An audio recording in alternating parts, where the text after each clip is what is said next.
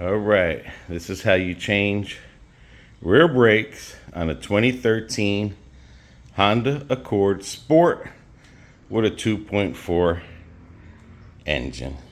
All right, always check your fluids, regardless. Old Carlito was low on windshield washer. He is low on antifreeze. I don't have that.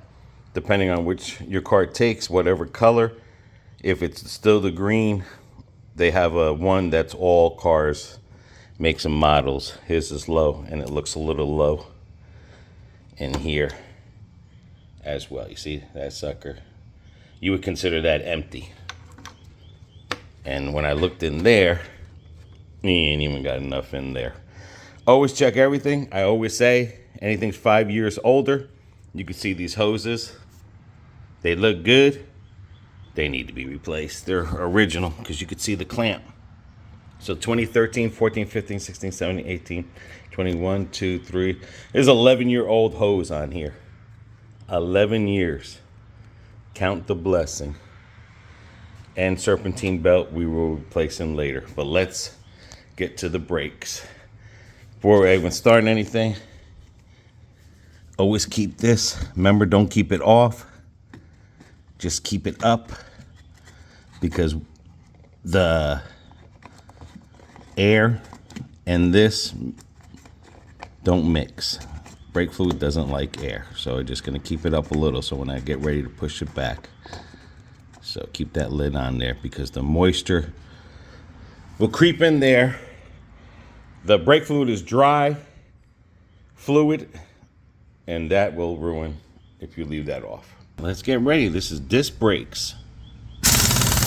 There we go. Rear disc. You can tell it's a car from up north.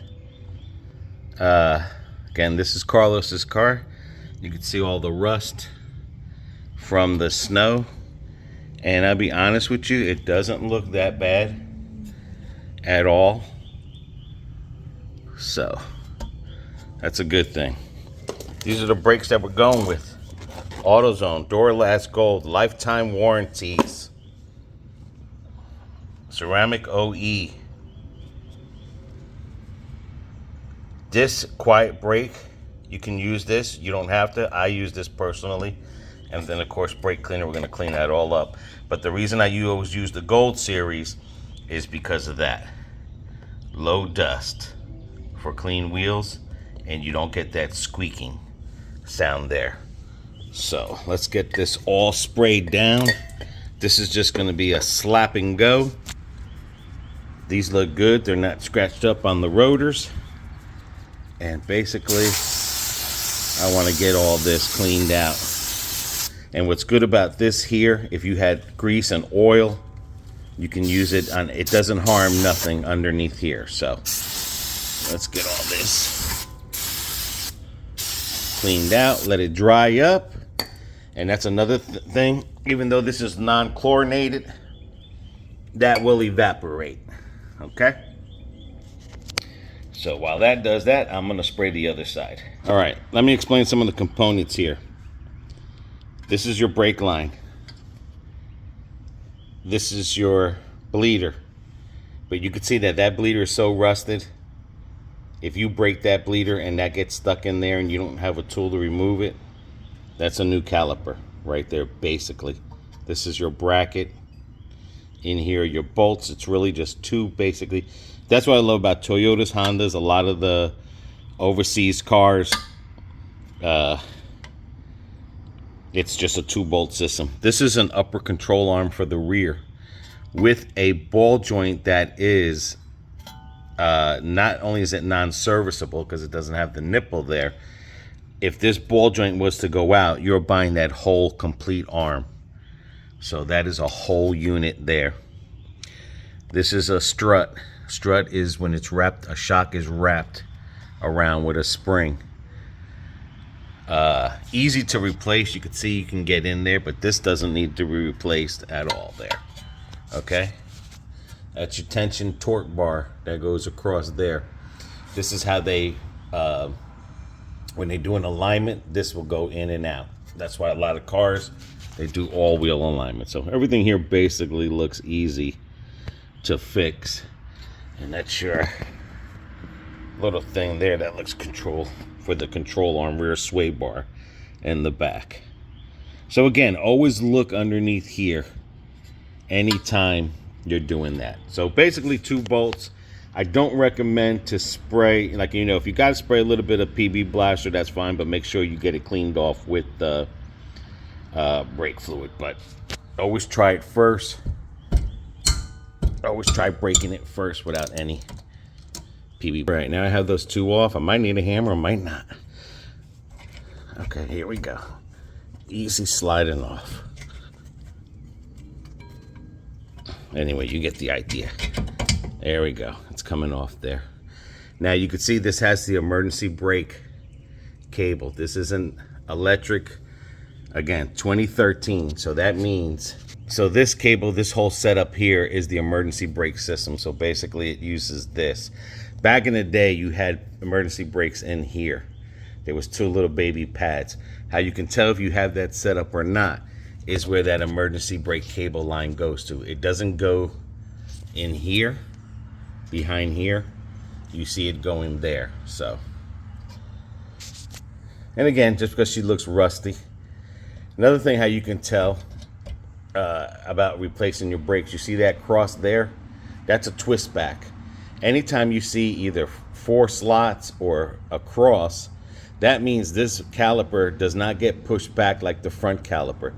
This caliper with your brake tool has to get twisted back. And then when you do that, you just got to be careful. And what you normally do is you look around these rubber soles just to make sure there's no oil around here, because then that means this seal is leaking. And then you'd have to replace that caliper there. But you could see the hell you're going to go through from the New Jersey rust on there. Not saying it won't come off. I'm just saying you're going to go through some hell. So I'm going to take these out. All right, I did sprayed some brake cleaner around here, just the way if there's any dust or anything. The only time you have to bleed brakes is if there's air in the line, you're replacing this, or if you open up this bleeder, or you run your fluid down to nothing. What I do like about the Duralast is it comes with a kit. It comes with your things here. This has this spring on here, and what this is a vibrating spring, and it keeps your pads from, it makes sure that they push out as your caliper is out. What I did notice is that this didn't come with it. So whoever had replaced this brakes, and how you could tell is it got the 2 holes there. They did not do the right brake job. That's what I like about this. Change everything. And you can see the new ones. That's where they go. And I'll show you how they go in there. Like I said, you can use this. You don't. I like to use it. I like to put it behind here. And what that does is that helps it so that the brake just sticks to this and sticks to that there. So. And it keeps it from squealing. A lot of times you get these cheap brakes. They'll squeal in here. That's why a lot of these, sometimes they will come with a grease pack, but this one doesn't have a grease pack in it, because you just want to put a little bit of grease here and up here. Don't use regular grease. You got to use that grease that comes in the grease pack. You can, sometimes just because you don't put it in there doesn't mean anything, but it's just better to keep it in there, because you want to keep your pads, as they're in here, when the brakes are released, that they back up a little bit. And again, that's what this tension spring is for. It's to keep that pushed back, so it's like compressed. All right, let me get this together. What I do is just, I'm going to leave like a rubbery coat on here. Now, just because you don't have it, it's not life-changing. Everyone does their brakes differently. I've always used this since I started changing brake in my teens. So always a go-to, especially if you got cheap brakes. You want to buy those cheap brakes and you don't want that squealing, I guarantee you, you'd wish you put that on there. All right, I'm gonna let that get tacky. I'm gonna do the other side, get that ready. So then that way I'm doing the other side, it's just slap and go. One thing I will say, when you are replacing these metal things, be careful, because these are sharp edges. This will cut you like a blade. And that's all it is, it's just a screwdriver. And you can let it fly around. Doesn't matter. Because like I said, especially the new ones, they are sharp. Always replace these. Don't think because, you know, you buy the cheap kit, you're not going to get these in the cheap kit. So that's why it's always recommended. And this is the brake lubricant. I happen to have a spare. A lot of people, when you go to the auto parts store, they'll be like, hey, you want brake lubricant? No. Because they think they're upselling. Yeah, they're upselling, but this you definitely need. Because again, this isn't grease or oil. It's just a special grease. And that's what goes, and I'll show you, it would go when I put the new ones on. It's not hard to put these on because you got to be careful. Some of them left, right, up, down. This will be like universal, so you're not really, there is no up and down on this one. They'll fit the both sides equally. Like sometimes you have when you have on this side, sometimes the top one's different from the thing, but always check and always make sure these get pushed down, even if you have to use a screwdriver. That's where this little bit of grease would go, right in here. So just pretend I put grease in there. Okay? That's what that's for. You put that on both sides, and you would put it on the top. But this here is your brake wear thing. See how this one has it? The other side won't have it.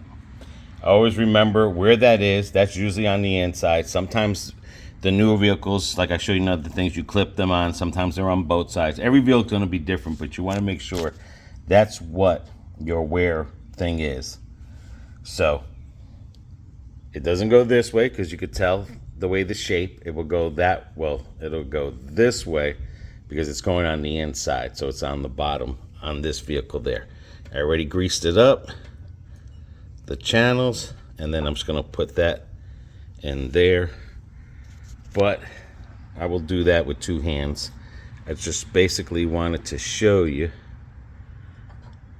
basically, and it's going to be a tight fit because everything in here is new, and it's fairly simple if I had my two hands. So there you go. Remember, that's a grease. The tracks are greased now, and now I can slide it in as far as I can. But I don't want to get all that stuff on me, so I'll use a screwdriver. And that's what I'm doing, because sometimes this back rotor will flop. This one's on there pretty secure. It's probably rusted on there. That's what these screws are, is to pull that away from there, because that's a hub bearing. So if you ever had to replace it. But you see how you want it close, and then I'm going to do the other side. Okay, now you see them both. Now, the thing they didn't put on. This is another device that helps keep the brakes separated from the thing. And you have to put this on before. But you got to be careful because it might want to push the pad out. And that's all they had to do, was just put one on the bottom and on the top. And they go right in the holes.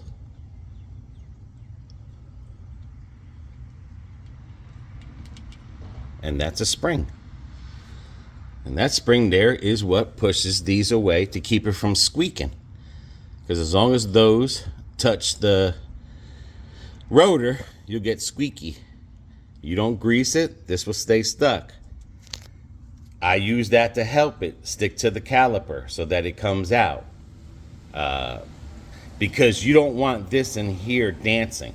Because as they get lower, they'll start dancing back and forth. How to tell you have a bad caliper is if this side wore faster than the outside, because this is what the caliper pushes on. So if your caliper, that was stuck, this side would be smaller than that side. That's how you can tell you have a bad caliper. A lot of signs that can detect. You know, some people would take this and get cut. But this is a slap and go. You know, you don't have to. Feels good. But if you had ridges, I probably recommend it. But I mean, I've driven with worse looking rotors, but these are fine. That's what you hear you squealing. That's the first sign of telling you, hey, I'm touching you. You hear grinding. This $500 brake job, easily, just with parts and labor, bring it up $1,000 plus. All right, let me go get my tool so we can, and I see no leaks around there after cleaning it. So let me get my tool and let me show you how to twist that back there. Another thing, if you wanted to see if that ball joint was bad, you just push back and forth on this.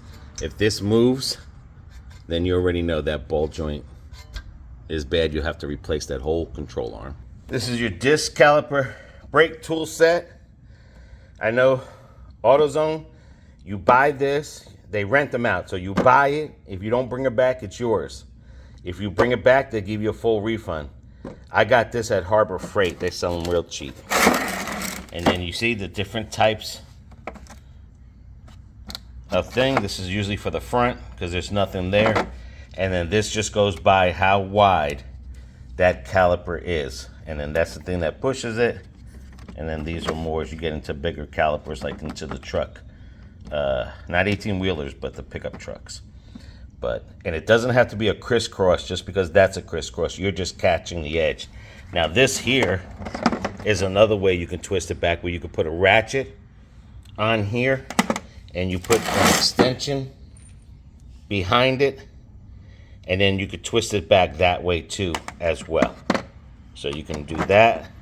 You put your ratchet and you could twist it back that way. Or you can use this and twist it back with that. Either way. Then if it's a wider one, then you could put that there. See? It's like an adapter. Again, I want to make sure this cap is just loose on here, because all that fluid I'm pushing will be pushing right back up here. So if you're low on fluid and you haven't changed your brake, you don't have a leak, do not fill that up. The lower the fluid goes down, that is telling you your brakes are getting low. You fill that up and you finally go change your brakes, all that is going to spit and sputter all over there. And let me tell you something, it'll eat up the plastic and everything there. If you don't leave that top loose, when you try to push the fluid back, it's like it's sealed. So you're gonna either bust your caliper, bust your brake booster, or your power brake cylinder, master cylinder. Make sure that is released for the pressure. Okay, this is the way I do it. I don't care how you do it. I'm just telling you how I do it. I see those little nipples. They're gonna go in there. This twists. I got the backing plate on.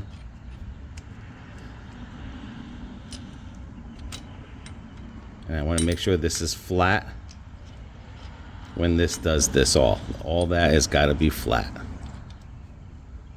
I like to do it with the backing plate. And then you are twisting this here. And then you got to do it slow, because you will see that caliper going in. Always want to make sure this is straight here, because you don't want nothing to slip. You don't want nothing to break that seal.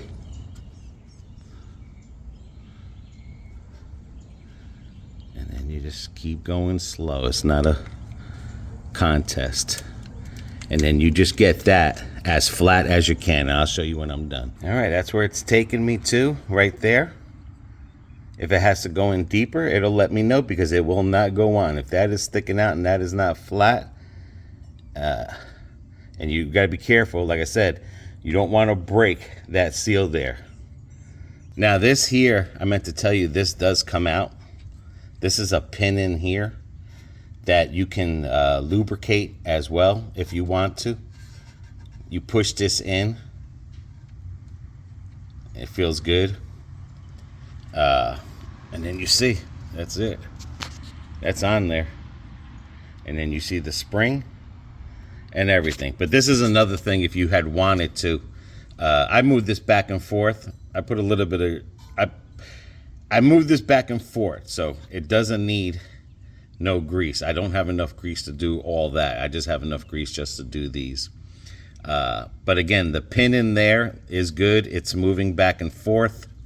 Sometimes these get frozen. And again, this is what shifts your caliper left to right. As it's coming in, it just will squeeze in and then it'll go back that way. All right, so that's all good. Let's get the bolts in, and then I'm gonna do the other side, and then I'll show you how we get these brakes back up to thing. But that's real simple right there, and that's what she'll look like. I normally would put anti-seize on here. I don't have no anti-seize, of course, but of course this isn't rusted. It looks good and everything. Never put grease here. Never put grease there. Again, the type of grease that you're using on these things, like the anti-seize, is just to keep this from rusting together. They're easy to take on and off. You don't use grease because this will grease back out. The reason why there is special grease for this, because this grease that you put here and here doesn't have moisture in it, and it doesn't melt. It's a dry grease, and it's good for the heat. So always remember that. So these should be lined up, and get these down. Always screw everything with your hand first, not with a wrench, because if it's not going to go in with your hand, then it's not lined up and something's wrong. And that's in anything. Any of these bolts that you put anywhere, if you can't do it with hand first, don't. There's something you're off. This is hand tight, and you just go over both of them. Now, if this starts to spin, then you would put a wrench here, an open end wrench there, and then you would hold this side and then spin that side. This is not spinning, so everything is good here. So that is it. That's it, guys. That's how you replace a rear brakes on the Honda Accord Sport. Again, let me do the other side, and let's get these brakes pumped up. Another thing I'm going to say, if you don't use the grease there, oh my God, no, nothing's going to happen. It's still going to work, but if dirt and everything gets in there, it just works harder. Okay? Oh my God, I didn't put grease in here. I didn't take it out. It's fine. This is moving. This still pushes in and out. So that means the grease in there has not been disturbed, and it's good. Oh my God, I didn't put anti-seize. You're fine again. That's just a precaution, especially, see, living up in Jersey, you get rust. Some people do it wrong. Some people, if it's raining and they put this back in and it's raining and the water's on the thread, that's why. Those things are a thing. Oh my God, I don't put the red stuff on there. Don't worry about it. That's how I do it. Just do you. Everyone does it differently. But again, I've been doing this since I was a kid. Never had no problems. And I'm going to continue to do the way that I do because I love working on cars. So that's just me. And that was my foot. All right, one more thing I want to show you on this side that I had to do different on that side. You see that a cable bracket? I didn't have to take that off on the other side, but this side was being a pain in the butt. So I had to take that bracket off. And it's just one bolt underneath there. And then, voila. For some reason, the other side was easier to take off. And again, for another reason, this bracket here for the emergency brake cable literally goes right there. And that's all you do. You just unscrew that, and then you'd have a freer caliper. And then again, just checking for that. Okay, let me finish this up. Same thing you do on the other side, it's the same thing you do on here, other than I had to take that bracket off. And then that's the bracket. And again, you could put anti-seize. That's fine. Just screw it with your hand. And then that's where she goes. There's the bracket. All right, both sides are done. Let me get the wheels on. We'll go from there. Okay, once you have the wheels thing, don't forget, guys, you got to put this top thing, and all the fluid should have came back. Make sure that top, do not press on those brakes, and make sure this sucker's flat. There we go. Do not step on the brake. Now, if you pump it up and it's still low, one or two things, and your calipers are good, no leaks. Could be your brake power booster, your master cylinder could be leaking. Or it could just be old, you know. It just evaporated, but. Or when they did your brake job, they never topped it off. Because just because you do a brake job and the fluid is going down as your brakes are getting small and you come back up, that going back and forth, eventually you're gonna have to put some fluid in there. Then we're gonna pump the brakes. And before starting your car, I don't care, you pump these brakes 10, 20, 100, whatever. The first pump you're gonna feel, it's gonna go all the way down. And then as you're pumping away, it'll come back up. And you just keep on pumping till you feel like, okay, I think it's there. Then you could start your car. And then you can go from there. There you go, guys. That's how easy it is to replace brakes for a 2013 Honda Accord Sport with disc brakes in the rear. There you go. Took it for a test drive and it's all good. Till the next video, guys, got any questions, leave them in the comments. See ya.